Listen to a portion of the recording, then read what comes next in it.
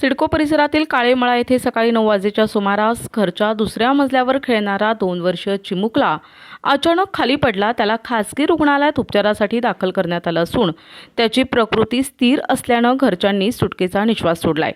याबाबत अधिक वृत्त असं की सिडको परिसरात काळेमळा येथे राहणारे शेख कुटुंबीय दैनंदिन कामात असताना सकाळी 9 वाजेच्या सुमारास 2 वर्ष 2 महिन्यांचा करीम शेख दुसऱ्या मजल्यावरील त्यांच्या राहत्या घरात खेळत होता.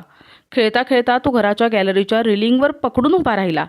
बघता बघता संपूर्ण रिलिंग चढून गेल्यानंतर त्याचा तोल जाऊन तो दुसऱ्या मजल्याहून खाली पडला. ही बाब करीमच्या घरच्यांच्या लक्षात येताच लहान काका इर्शाद शेख यांनी क्षणाचाही विलंब न करता त्यात तात्काळ एका खासगी रुग्णालयात उपचाराकरता दाखल केलं. सद्यस्थितीत करीमची तब्येत स्थिर असल्याची माहिती समजत आहे. तर या बाबीचे CCTV फुटेज सोशल मीडियावर व्हायरल झाले असून सोशल मीडियावर करीमची तब्येत ठीक राहण्यासाठी देवाकडे प्रार्थना करण्यात येत आहे. प्रतिनिधी गुड्डू शेख, दिशा न्यूज, नाशिक.